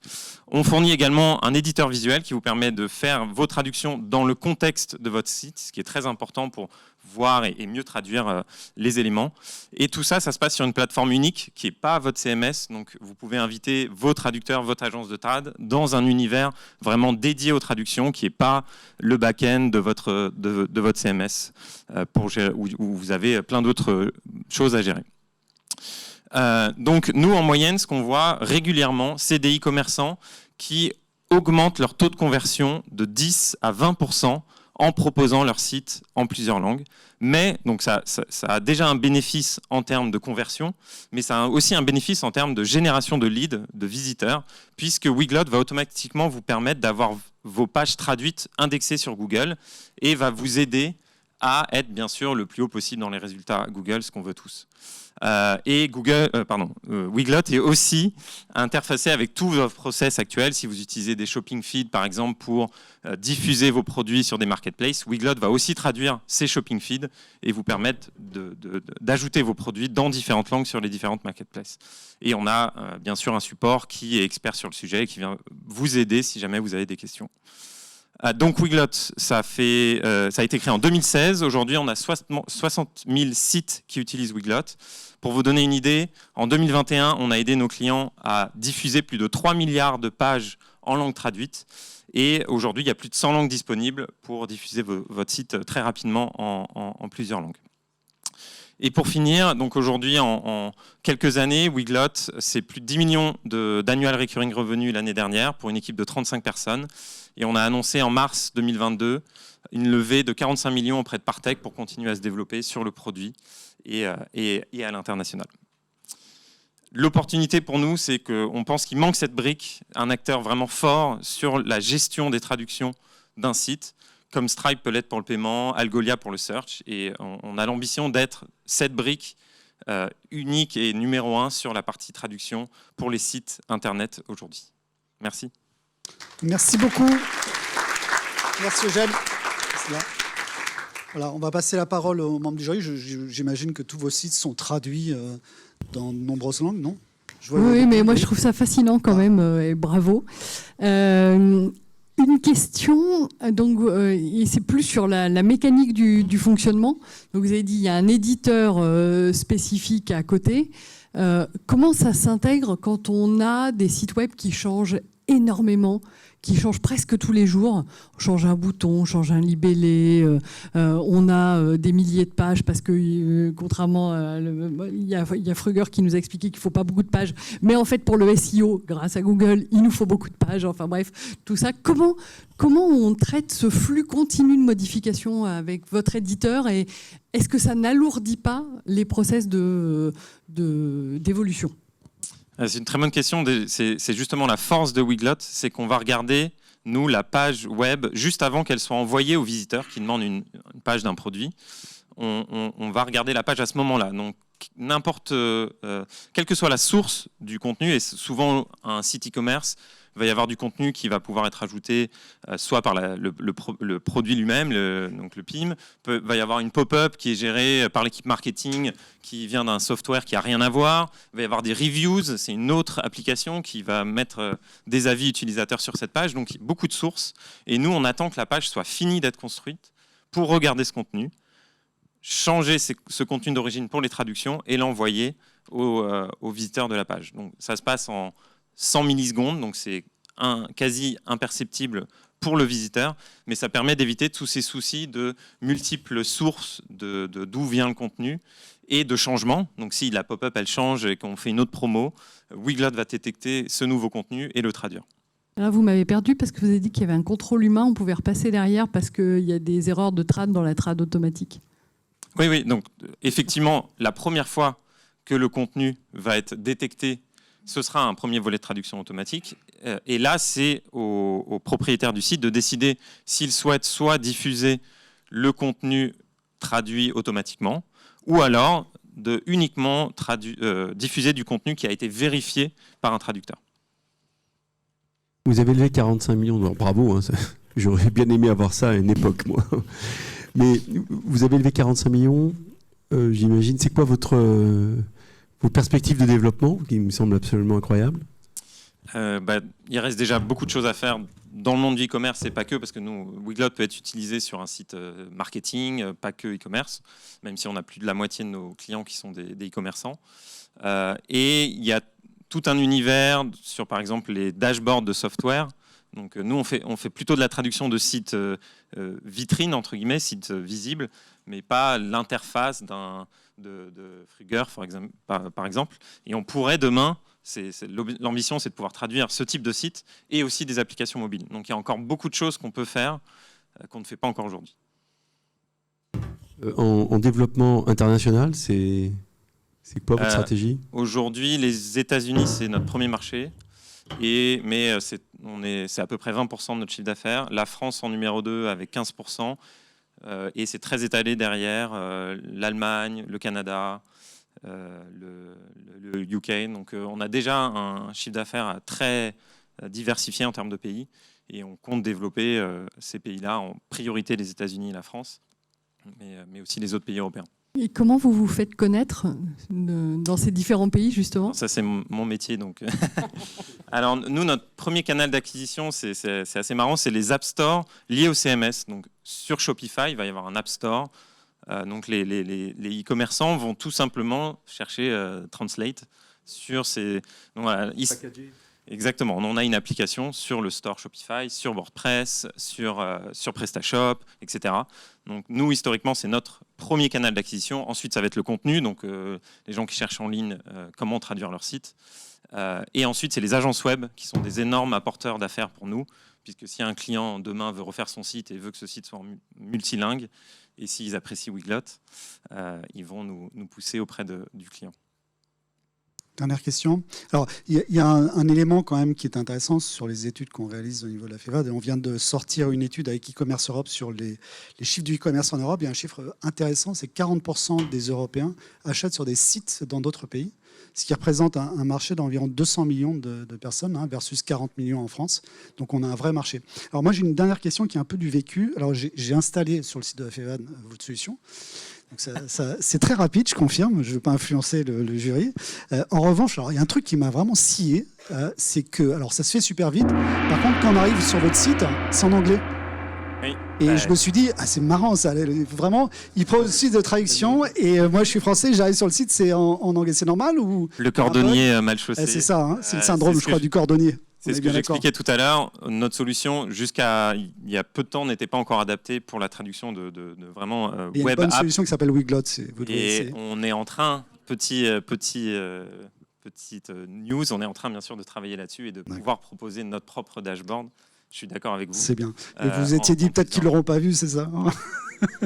Bravo en tout cas. Merci beaucoup.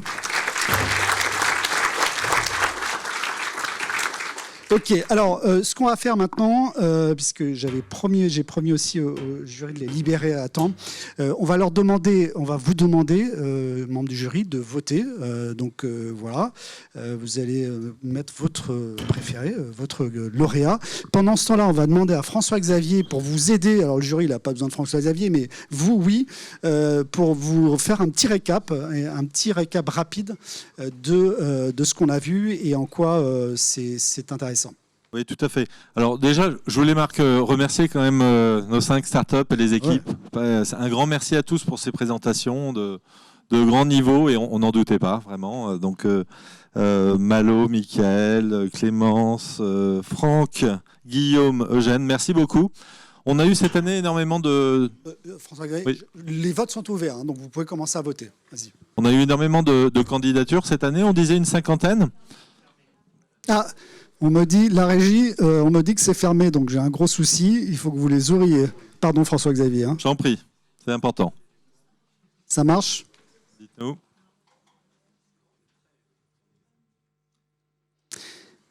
Ça marche, sinon on va devoir distribuer les papiers. C'est pas très RSE, mais quand la technologie ne fonctionne pas...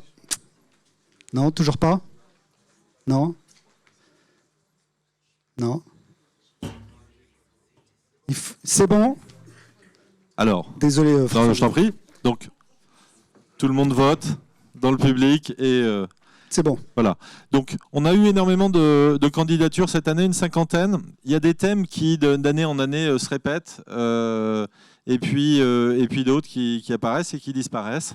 Ce que l'on voit, c'est quand même aujourd'hui, j'ai envie de dire, mais comme ça fait quelques années, les problématiques d'expérience client, d'expérience utilisateur sont juste centrales. Et elles prennent des formes assez différentes. Donc, quand on le voit effectivement avec Crypter, c'est l'expérience client pour les e-commerçants. Ça peut avoir aussi d'autres usages, mais au travers des sujets de sécurité, de simplification des parcours. Avec Delt, les nouveaux services qui vont aider à la transformation et simplifier les expériences. Ruger, la dimension évidemment environnementale, mais aussi la simplification, peut-être des interfaces qui deviennent de plus en plus mode aussi, des interfaces plus sobres, des interfaces efficaces. Wiglot, l'international, mais là aussi des expériences plus simples. Et le Monstock, on le voit en tout cas pour la vente et le back-office, mais on est sur ces questions-là. C'est des problématiques qu'on suit énormément chez KPMG, que la FEVAD suit énormément parce qu'effectivement, il y a des enjeux de performance, des enjeux de business model derrière. Donc, on est ravis d'avoir finalement cet échantillon aujourd'hui. Et je pense que les questions que vous leur avez posées étaient challenging, mais fair aussi. Parce que derrière, ce que vous souhaitez, je pense, c'est du concret, c'est de pouvoir déployer vite ces solutions et aller chercher du ROI. Donc, on pense là avoir des belles solutions, des belles entreprises pour défendre ces objectifs-là. Voilà pour un petit aperçu. Je ne vais pas paraphraser évidemment ce qu'ils vous ont dit, mais... François-Xavier, je te propose que tu les rejoignes d'ailleurs, comme ça tu vas rester sur le panel. On va rester encore 5-10 minutes là, avec les membres du panel. On va profiter du fait qu'ils soient là pour leur poser quand même quelques questions. Justement, d'abord, premières impressions sur les 5 solutions que vous avez vues aujourd'hui. Yves. D'abord, c'est très rafraîchissant, quoi. Enfin, rafraîchissant, c'est-à-dire que ça donne plein d'idées déjà. Je trouve que c'est toujours très positif de voir des initiatives de ce type-là dans un monde qui est celui qu'on vit tous les jours. Donc il faut continuer. Il faut continuer à innover. C'est ce que je me dis, moi, quand je vois ça. Et puis on voit quand même on voit ce qui est, à travers ces différentes startups en compétition, on voit un certain nombre de tendances.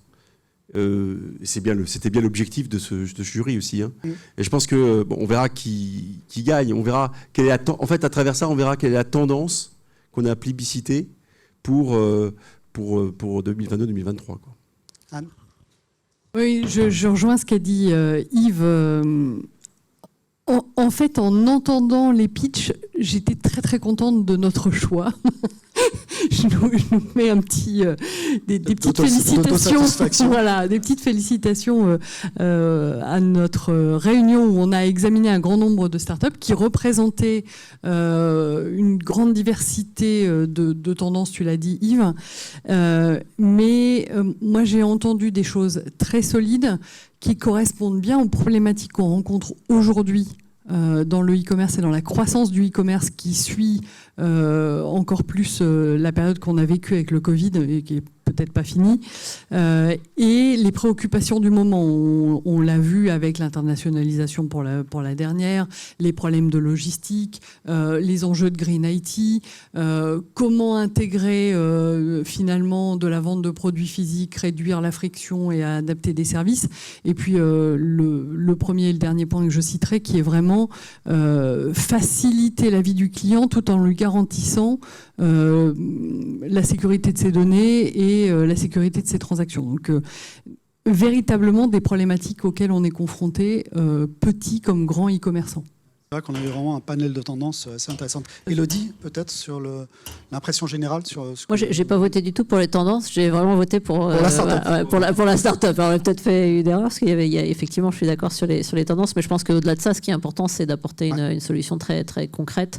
Et j'étais sensible au fait que dans la plupart des cas, c'était très très proche des préoccupations business déjà implantées et très sensible aux problématiques clients. Moi, je crois à ça. On est dans une période compliquée. compliqué pour les startups aussi. Et donc, il faut s'accrocher le plus possible au business, à la réalité des parcours clients. Et en plus, je trouve souvent sur des marchés, il me semble que la taille des marchés que vous adressez est très, très vaste. Et donc, vous avez des chances de succès sur toutes les startups qu'on a vues, parce que c'est de la capacité, y compris à aller à l'international, qui est assez impressionnante. Alors Elodie, une autre question que j'avais pour vous, membres du panel, en termes de collaboration avec les startups, là, comment ça fonctionne chez Carrefour? Comment vous les identifiez? Est-ce qu'il y a des évolutions là aussi dans la manière de travailler avec les startups? Ouais, alors nous, on a beaucoup bougé sur le sujet parce que ça a commencé par un diagnostic un peu d'humilité. En fait, nous, on est très mauvais pour faire ça. Hein, voilà, c'est pas... on sait, il y a des trucs qu'on sait faire, plus ou moins, vendre des produits, mais identifier les startups, vraiment, c'est pas notre truc. Et pour autant, on en a absolument besoin. Et on sait bien qu'on va pas inventer le digital de Carrefour tout seul. On va le faire avec des startups. Et donc, c'est pour ça qu'on s'est alliés. On a créé un fonds avec Daphne, plus qu'avec. On leur a vraiment confié la gestion, et donc c'est eux qui nous accompagnent pour être dans les deal flow, identifier, voir. Ils sont conscients de notre stratégie et vraiment ils nous aident à professionnaliser en fait et à avoir accès à un très grand nombre de startups, à regarder des options aussi pour mettre des tickets. Je le dis pour ceux que ça pourrait intéresser d'aller voir Dastor, hein, ça s'appelle, avec la promesse à la fois de tickets et d'un accompagnement industriel, et donc d'essayer d'allier un peu le meilleur des deux avec un fonds qui sait faire son métier que moi je ne sais pas du tout faire, et un industriel qui est Carrefour et qui accompagne et qui donne des chances de succès supérieures. Donc voilà, c'est comme ça maintenant qu'on travaille, avec vraiment l'ambition justement de travailler beaucoup plus massivement et professionnellement avec les startups, ce qui n'est jamais facile hein, pour un groupe de la taille de Carrefour. Anne, pour SNCF. C'est pas très différent. Alors vous avez une tradition quand même chez SNCF d'incubateur, etc.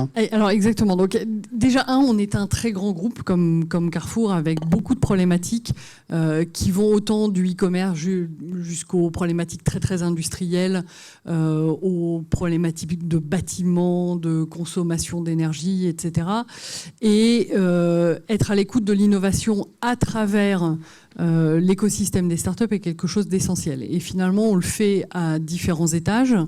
Mais on a effectivement une équipe au niveau du groupe qui est très très investie sur ces questions, qui anime également des investissements soit en direct, soit à travers des fonds. Et donc cette entité s'appelle 574 Invest. Et puis dans chacune des entités, et la mienne en particulier, on travaille là cette fois-ci de manière hyper pragmatique sur des sujets opérationnels. On a eu pendant un temps chez SNCF Connect & Tech la tradition d'avoir un programme d'accélération pour certaines startups. Aujourd'hui, nos problématiques montrent qu'on a accompagné, accéléré un certain nombre de startups avec lesquelles on travaille.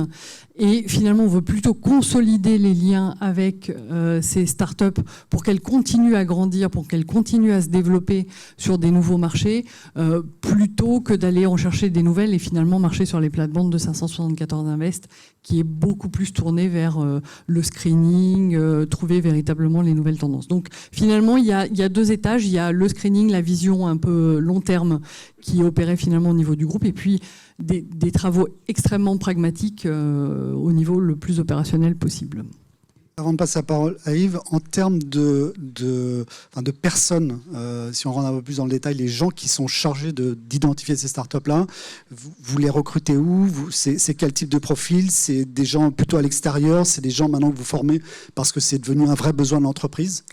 C'est un peu les deux, et avec des profils à la fois orientés métiers, parce qu'il faut connaître les métiers dans lesquels travaillent, ou les industries dans lesquelles travaillent les startups en question, pour soit les accompagner, soit bien les identifier et comprendre les business models qui sont derrière.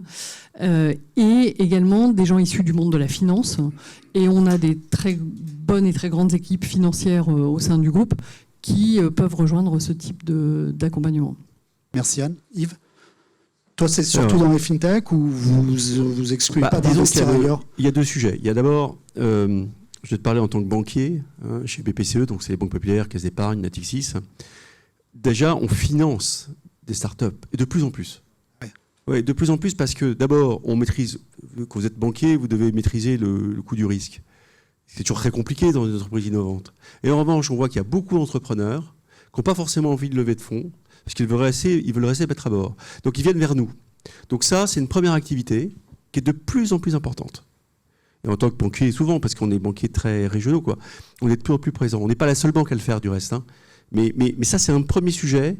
Je pense qu'il faut l'avoir en tête. Là-dessus, sur l'actualité, justement, la question des taux, est-ce que tu penses que ça peut avoir un impact ou pas? Si c'est devenu aussi une piste de développement. Je pense que l'impact des taux, avant tout, c'est que ça va rendre l'argent plus rare. Et donc, mécaniquement, ça va être plus compliqué de lever de l'argent avec des fonds qui vont être de plus en plus exigeants, qui vont considérer le risque d'une manière un peu différente. Donc, je pense qu'il y a pas mal d'entrepreneurs qui vont aller vers les banquiers avec des dossiers industriels un peu plus classiques. Hein. Et donc ça, je pense qu'il faut l'avoir en tête. Ça, je pense que c'est le premier sujet. J'en vois pas mal, hein, quand il y a eu les prêts garantis par l'État, etc. Ouais. Je sais qu'il y a beaucoup de startups qui sont venus vers nous. Hein. Et donc ça, je pense que ça va continuer. Et je pense qu'avec l'augmentation des taux, je pense que ça, c'est à mon avis obligatoire. Après, il y a le deuxième sujet pour nous, en interne, en particulier dans notre activité de paiement, hein, où là, il y a énormément de startups, énormément de fintech, etc. Alors, moi d'abord, ce que je pense profondément, c'est que les grandes entreprises ont beaucoup de mal à faire leur propre R&D. On sait faire une innovation incrémentale, faire une innovation vraiment rupture, c'est très difficile à faire. Donc là-dessus, nous, notre stratégie, elle a plutôt été d'avoir nos propres fonds et de sélectionner un certain nombre d'entreprises à travers une logique de fonds. Puis après, celles avec lesquelles on apprend à travailler, on peut en faire l'acquisition. Donc on a un certain nombre d'entreprises dont on a fait l'acquisition, qui sont des PSP, une qui s'appelle PayPlug, sur les PME, etc., et qui sont dans une logique entrepreneuriale. Et c'est très important pour nous. On fera pas mal d'annonces dans les semaines à venir, où on voit qu'on se rapproche, on n'oppose pas les fintechs avec les acteurs plus traditionnels de la banque, mais au contraire, on voit qu'on a besoin de travailler le plus possible, le plus ensemble. Et je pense que dans les années à venir, ça va être, les deux vont se rapprocher de plus en plus. Ce que tu nous dis, c'est que même pour les banques, les startups, c'est devenu un élément clé dans la capacité, la stratégie d'innovation. Ah oui, il n'y a pas le choix. François-Xavier, tu veux dire un mot justement sur ces... Juste pour comprendre, donc vous menez ce screening de start-up avec les fonds ou vos activités internes. Vous le disiez, Anne, le sujet, c'est de passer à l'action. Comment ça s'organise derrière? Est-ce que les entreprises qu'on a vues aujourd'hui ont une chance de travailler à côté de vos équipes? Comment faut-il s'y prendre justement pour... KPMG accompagne le lauréat, donc il commence déjà... Exactement. Unify était sur le stand de Vivatech et j'espère que ça lui a donné... Déjà, c'est une belle visibilité. Non, mais derrière, effectivement, il faut transformer. Quand on est un grand groupe, on peut épuiser aussi les startups. Mais ça fait depuis quelques années qu'on le voit et qu'on le sait. C'est un risque. Comment vous adressez ces sujets-là?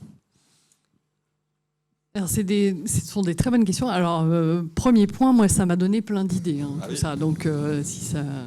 Voilà, première chose. Ensuite, je pense que vous avez pointé les vrais risques de la collaboration entre start-up et grands groupes.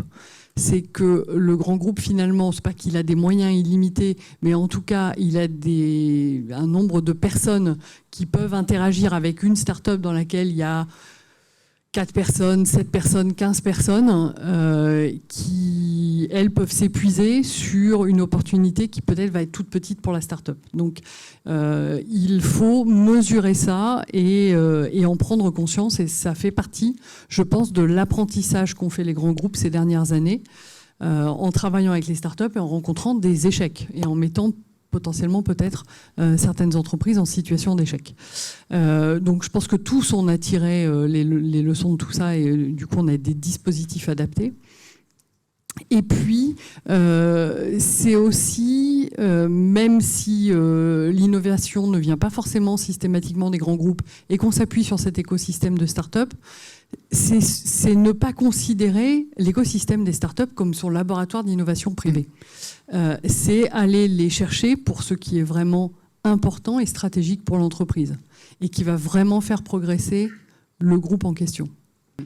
Merci Anne. Marc, pour détendre quand même notre jury d'experts, effectivement l'objectif n'est pas forcément de leur vendre toutes les solutions aujourd'hui, mais bien de les présenter à tout l'écosystème de l'e-commerce français Je voudrais qu'on finisse sur une question, parce qu'on va vous dévoiler maintenant les résultats dans quelques instants, mais un sujet qui est important pour nous aussi, qui est celui de la souveraineté numérique, dont on parle beaucoup.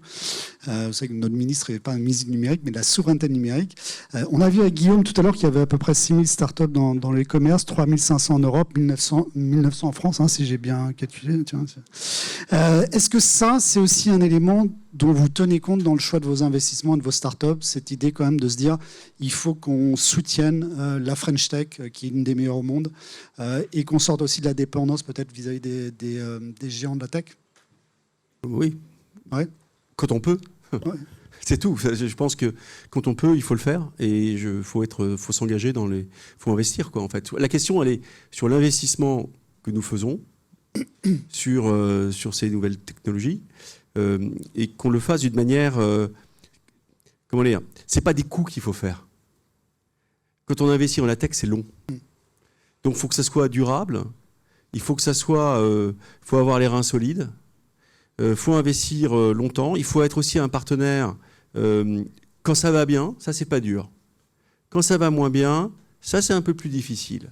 Et donc ça veut dire qu'en fait les vraies réussites, on l'avait vu. Il se trouve que Marc, on connaît bien le sujet, mais moi j'étais start-upper en 2000. Je me suis pris la crise en 2000. Je me rappelle très bien.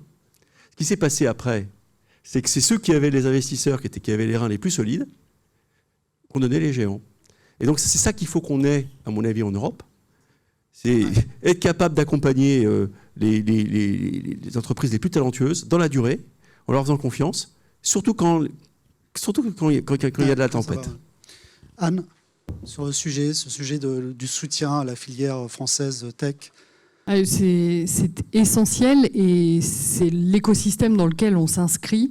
Si je prends le cas de SNCF Connect and Tech, c'est quelque chose qui est important pour nous et dans lequel on s'inscrit complètement. Et je rejoins le terme French Tech, c'est quelque chose auquel on adhère pleinement.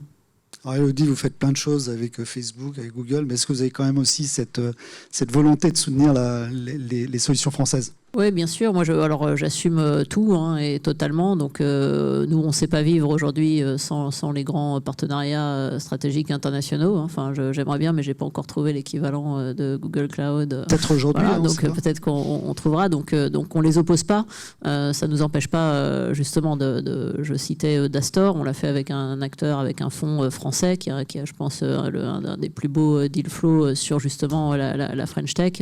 Et donc, on est évidemment très sensible à ça. Je pense qu'une façon de faire, avoir créé ce fonds, c'est aussi de nous professionnaliser. Nous, on n'est pas très bon à pas faire des stop and go. Nous, on fait tout le temps des stop and go. Dès qu'il y a un truc d'inflation, on arrête tout, on redémarre, etc.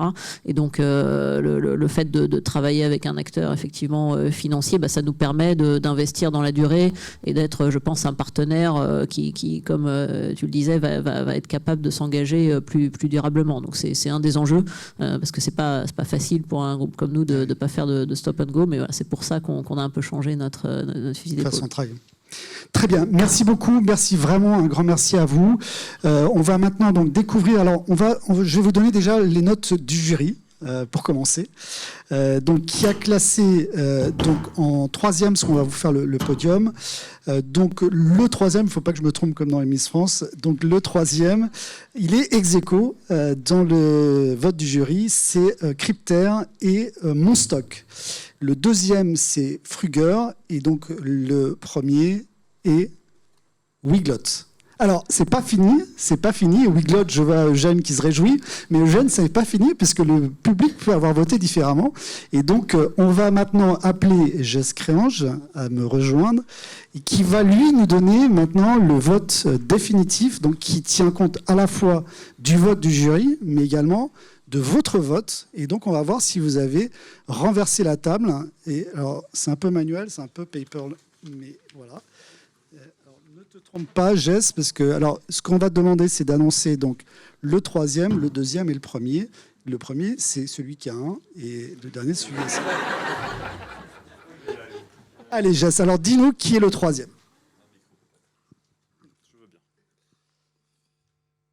Fruger. Bravo, le troisième, c'est Fruger. Bravo. Fruger. Fruger, ils sont ici. Voilà, vous pouvez nous rejoindre sur scène avec le diplôme. Le deuxième maintenant. Eh bien, le deuxième, si vous aimez la logistique, ça sera Monstock. Monstock, bravo Guillaume. Il est parti, Guillaume? Non, il est toujours là. Allez, viens, Guillaume. Voilà. Et donc maintenant, suspense, roulement de tambour. Voilà. Merci pour la musique, ça manquait. Petite musique. Jess, dis-nous qui est le lauréat de cette édition de Start Me Up 2022. Eh bien, l'invaincu, c'est Wiglot. Bravo à Wiglot.